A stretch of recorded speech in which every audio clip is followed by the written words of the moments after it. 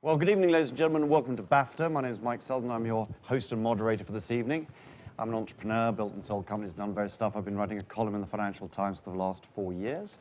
Anyway, so what we're going to do is we're going to talk about some stuff that's happening at the moment, changes in the tax laws and so on, and we're going to go through a few little scenarios for you, and then I'm going to do a little bit on entrepreneurship right at the end. And then we're going to drink heavily, and hopefully tomorrow we'll all be at work. But anyway, we'll see. Well, first up, we're going to have a moderated panel discussion, and you probably know a bunch of people from the channel. So we have, and it's actually in the order of they are up there, in case you don't know who it is. So we've got Darlene Harter, CEO of US Tax and Financial. So a quick wave to the audience, Darlene. Hello, yes. Give her a round of applause. Excellent. Then Gregory Dean, who is the tax director, it says here. Fantastic. So give him a round, please. And David Tripel, another tax director. Excellent. Quick wave. Yep. And Andrew Aldridge, Director of International Tax Planning. And remember, this is your last line of defense against the IRS, so be nice to them. There we go. So we're going to ask some questions, but I do warn the panel in advance that I am an entrepreneur, so my attention span is about that big. So if my eyes begin to glaze over, what I'll do is I've got my magic clipboard here, which is the only device I have to keep everything to time. So if I think it's getting a bit sort of, heavy, I'll show you the clipboard. If it gets really bad, I'll just hit you with it. Probably the simplest thing. So, well let's... We could leave now. Oh, no, please stay here. No, the fun hasn't started yet. Okay. Honestly, Andrew, it's going to be fine. Trust me. Trust me. Okay, so I'll ask the first question, and it's really what is new for 2012. So, let's start with you, Darlene. A little bit of background on an American's reporting responsibility for U.S. taxes when living abroad. Okay. As you all may or may not know, I would assume quite a few of you do know that Americans living abroad are subject to U.S. tax on a worldwide basis no matter where they live. That's the cost of that little blue passport. And even if you don't have a little blue passport, if you are an American citizen, you are still subject to U.S. tax. Because remember, I would say less than 10% of the Americans in the United States actually own a passport. So U.S. citizens, no matter where you live, are subject to U.S. tax on a worldwide basis. And back in 1948, the United States government set up some type of a voluntary disclosure program for anybody who kind of forgot to mention their income or whatever, got behind on their tax returns. So voluntary disclosure is not something new. It's something that's been going on for years. Now you've got to remember the U.S. government needs money. Just like Greece, just like every other country in the world, we need money. We have to support these wars that we have all over the place. But the main issue is the U.S. government needs money, just like every other government. There are 7 million Americans who live outside the United States. Do you know how many of them actually file returns? About 460,000. Ouch. So if the U.S. government is not increasing their highest tax rate, which they haven't done, our highest tax rate is at the 35% bracket, and it's been there since, what was it, 2003, I think? So we've had our highest tax bracket at 35%, and you don't hit that until you have $360,000 of taxable income. That's after all of your deductions. Now, if you're not going to increase your tax rates, where are you going to get your money? Well, if you got 6.5 million Americans who are not filing returns, don't you think you'd kind of start there? So this whole issue with Americans with foreign bank accounts and UBS and LGT and the huge lawsuit that the U.S. government was very successful with going after UBS, a lot of information was passed forward to the United States government because all of those clients were asked to give the name of their bank, how did they set up their bank account, how did they find out how to set up a bank account, who were their lawyers, who were their bankers, how many times did they meet with their bankers, all kinds of information. And all of that information, people came forward and just gave it to the United States government. So as a result of that, another 11 banks were actually, are currently under indictment by the Department of Justice. So at the end of the day, the U.S. government is looking for all of those, not just Americans living in the United States who kind of forgot to mention their foreign bank accounts, but also all of those Americans who live abroad. Now, under this last voluntary disclosure program, 2009 was a good one, 2011 was another good one, 33,000 people came forward. They raised $2 billion in revenues from 33,000 people. That's not a bad rate of return. So just think what the IRS is looking for here. And this is why FATCA is being introduced.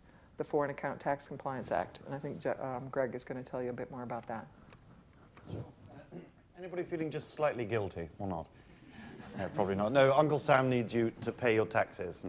So it's voluntary disclosure, so if I understand the technicalities, you can sort of say, oh, I volunteer to give some money. Yeah. Otherwise, Uncle Sam is going to come looking for you. Yeah, well, Can I just give you some updated numbers? Just numbers? Yeah, sure. Because the IRS updated these just in the last week. And we have, from the 2009 disclosure program, they said they raised $3.4 billion. Oh, really? $3.4 billion. From the 2011 one, where they haven't settled any of those as yet, not a single one. They've already received $1 billion in cash in advance payments from people that came in. So they've got $4.4 billion so far from voluntary disclosure, and there's more to come. Wow. Well, let me ask Greg. Let's talk about what has changed in 2012 and what the IRS is doing to actually enforce these obligations. What's changed? I mean, there's been a few developments since '09. I think the UBS case was, first of all, a perfect storm for the United States. You had some very sort of shady actions by a very large bank involving Americans living in the U.S. And it created, and I think what Darlene's mentioning is, 15,000 people providing information, and it gave them a pretty good sight of how things are done outside the United States, how offshore banking works. And so the big development that happened in 2010 was the passing of FATCA, the Foreign Account Tax Compliance Act. FATCA is kind of a super reporting, and what it's done, it's made your banker, it's made your hedge fund manager, it's made your asset manager essentially a reporting agent for the IRS. They'd already experimented with this in 2000 under the qualified intermediary rules that said a bank must determine if you have a U.S. citizen or a non-U.S. citizen, and it wasn't direct reporting, it was indirect reporting, and now under FATCA you're going to have essentially very, very direct reporting of all your accounts. And in fact, we have one of our colleagues here from our Zurich office just got a letter just this week from his Swiss bank, which introduces him and it starts to explain to him what FATCA is going to do. And it says, as of January 1, 2000, we would like to inform you of the implications of FATCA for your client relationship with our bank. And what it says is that the IRS wishes to obtain information about any and all accounts and deposits held by U.S. tax subjects worldwide. So there you go. This Swiss bank is now going to become an agent for the U.S. government. It's going to have to report on Mike's account with them. It's going to have to send in annually a disclosure that says here's what his account balances were, here's how much interest he earned in the account, et cetera, et cetera. So that's a huge change. What that's meant from a market standpoint, certainly in Switzerland, is you have certain banks saying, no thank you, U.S. client, please leave, here you go, where can we send you your money? And you have other banks that are saying, okay, fine, we're going to get systems ramped up so we can comply with this and actually do the reporting that's necessary. But you're going to, I think that the big change is that this gray world of being able to find a bank that's not going to, and I think just last week or the last couple of weeks, to correct Darlene a little bit, there's not 11 banks under indictment. There's 11 banks under investigation currently, Swiss banks. One of them, Veglin, has been indicted. And one of the things that, what happened is we had Mr. Hummler, the head of Veglin. First of all, they closed a Miami office that they had, and their letter to shareholders said, bye-bye USA. And then he said the U.S. government were tax imperialists. These were his statements. And now his bank is under indictment. They've actually had to sell all the non-U.S. portion. This is the oldest bank in Switzerland, has now sold itself off to another bank, a competitor, and left only the U.S. accounts inside this bank as a protective measure for their other assets.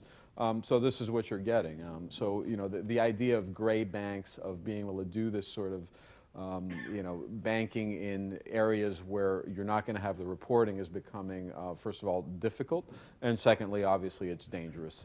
As a friend of mine used to say, do you want to leave your money in the banker of Lower Pismoldia? Probably not. You may never see it anyways. Bank of Athens. So the message I'm getting is that if you don't comply, you better get complying pretty soon. So let me ask David, what would be 5 things that a US national could do to comply? I was thinking about what 5 things people should do, that I should paraphrase Mr. Blair, our former Prime Minister, and talk about the 5 things you should do is see US tax, see US tax, see US tax, etc. But if you're not going to be doing that one, before I answer that one, I'm going to explain that for anyone that does not realise that Greg sitting next to me is based in an office in Geneva, and share with you a small secret about the letter he's just read you, addressed to a colleague of ours in one of our offices in Switzerland, is that's from a post office bank. It's not from a great big international bank. It's from a local post office bank in Switzerland that's telling him that we need to inform the IRS about your bank accounts. And here, based in London, we see people all the time, and we're seeing probably still 20 to 30 people every single week who have never ever filed a tax return in America, had no idea they were supposed to do so.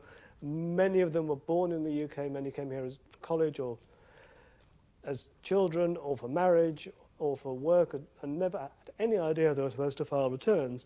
And when we see these people today, they have 5 very simple choices ahead of them. And the 5 choices they have ahead of them are really quite easy. They, of course, can do nothing at all, fill no forms in, not tell the IRS they exist, never file a tax return. That's reasonably high risk, because obviously one day the IRS may find them, one day they may renew their passport and the IRS finds them that way, or they may register the birth of a child with the embassy, or they may visit the United States and get held up at the border. So doing nothing at all is not the most wonderful thing.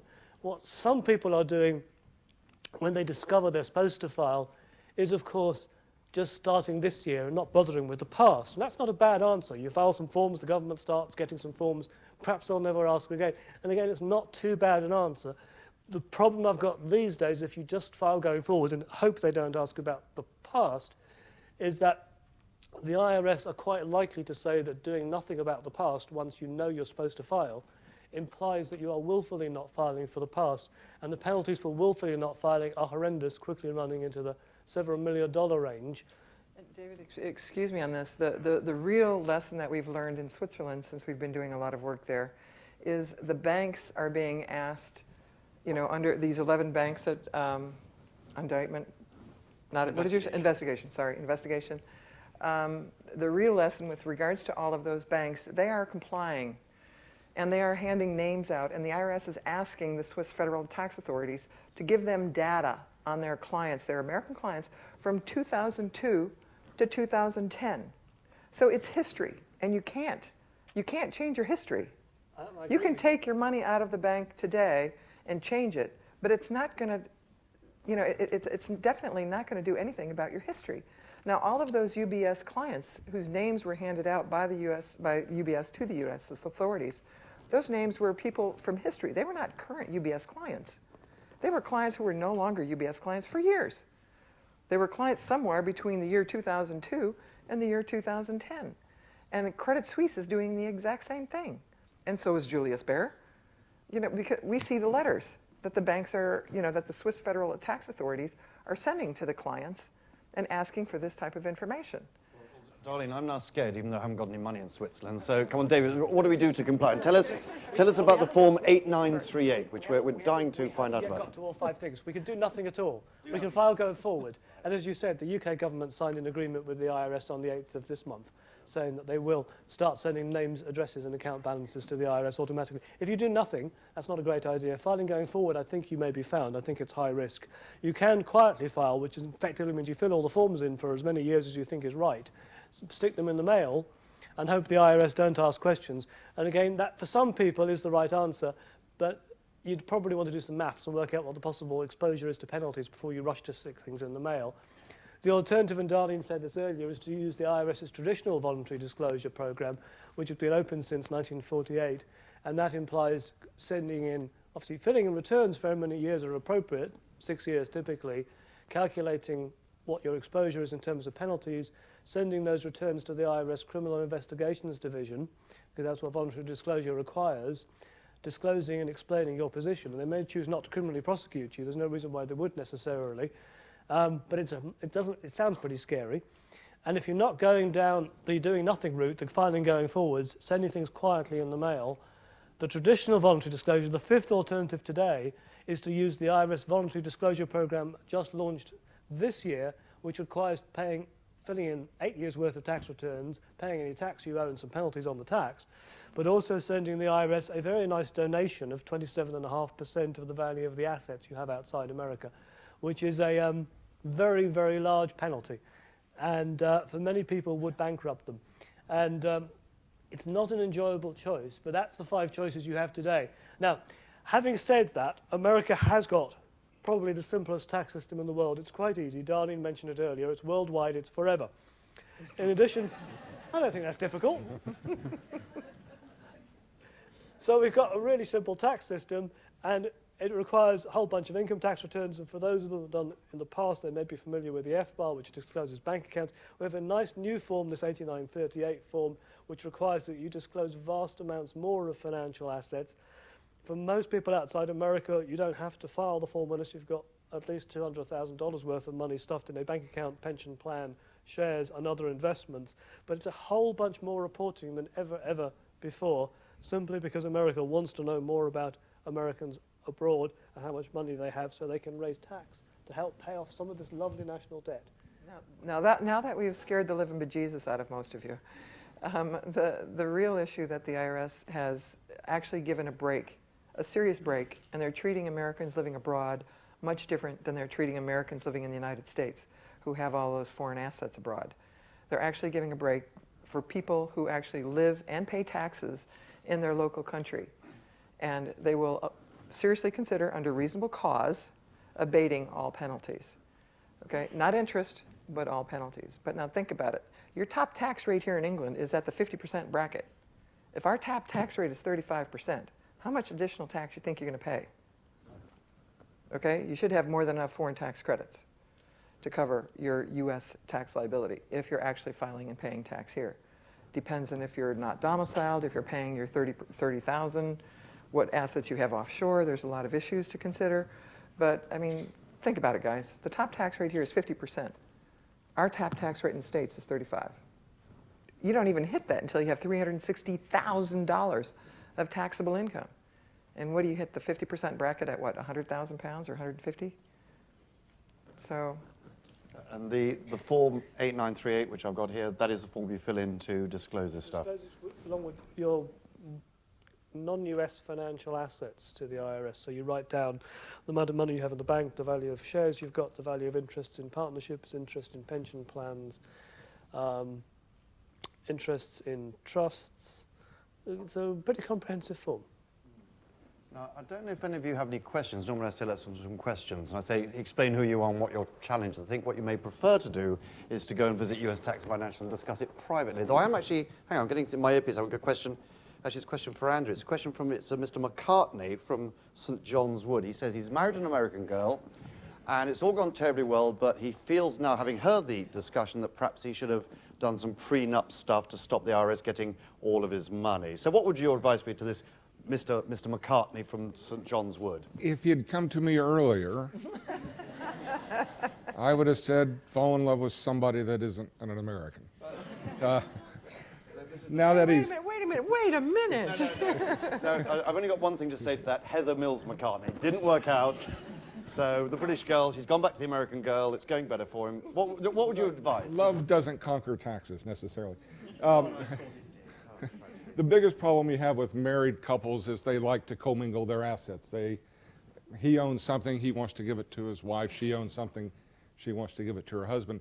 The problem when you've got what I'll call a mixed marriage is if the Brit gives assets to the American, she has to file a report with the IRS and says, I just got a bunch of money. And she doesn't have to pay any tax on it, but she has to file the report. If she doesn't, there's about a 35% penalty just for not telling the government that you got an asset. If the American gives assets to the Brit, it's a gift and it's subject to gift tax. Now we have an annual exclusion. We can give away a little over $100,000 a year, and we have a lifetime exclusion, which is this year $5 million. So you can do a lot of planning, but you still have to file the returns. And the other problem we've got is this $5 million, which, like I said, sounds like a large amount, is probably going to go down to $1 million in 2013. At least we've got no action from Congress yet. So moving assets back and forth isn't, you can't do it freely. If you can plan about your asset ownership, what you want to do is have the Brit own the assets that are not U.S. tax friendly. The obvious one, it's kind of simple one, is your residence. When you sell your primary residence in the UK, you don't pay any tax on the gain. In the US, we only get to exclude $250,000 of gain. So why pay tax on a house if you don't have to? Mortgages, you have to watch out for mortgages. If an American borrows money in a foreign currency, when they repay the mortgage, there's normally a foreign exchange gain or loss on that repayment based in dollar terms. We get taxed on the gain, we get no benefit for the loss. Mutual funds, collective investments, insurance wrappers, bond wrappers, all of these investments work in the UK. They're horrifically taxed in the US. The American can invest in individual stocks, individual bonds, real estate. So if you can look at the marriage unit and their investment as a total, not one each, spread it out between the two. Put the bad American investments in the Brits' name, the good investments in the Americans' name. So the message is, if you get married, you mingle stuff, but not your assets. Yeah. And what was that horrible phrase? You know, love conquers everything except tax. Very scary. Well, there is space for probably one question. I'm guessing, a lady down here. And you don't have to say who you are. Is it your friend has a problem with their tax, possibly? Or not you, clearly. So you have a question, ma'am, yeah. I just wondered if the panel could clarify exactly what's happening in the UK as far as FATCA and how the US government is getting UK banks to actually disclose this information. Did everybody hear the question? It was what's happening about FATCA and what is the UK doing to make sure that the IRS gets the information it so richly deserves? Let me explain. I've been speaking today at a conference about FATCA and spending the entire day hearing about nothing but FATCA, and I'm speaking tomorrow at the same conference.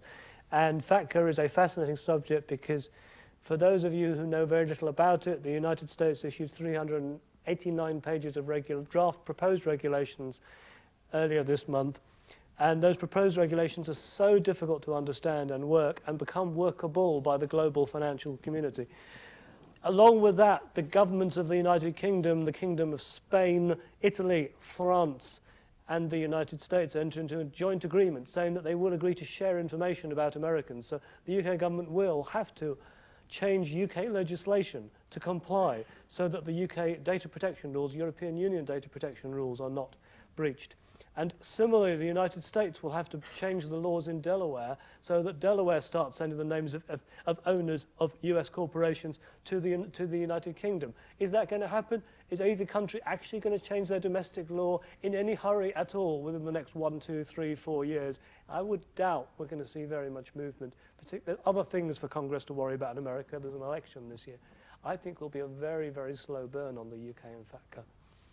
Okay, well, I think we covered topic one, which was, as you put it, scare the bejesus out of everybody. So, and I think the message is, come and have a chat with the experts. So, a round of applause for our experts here. Thank you. Now,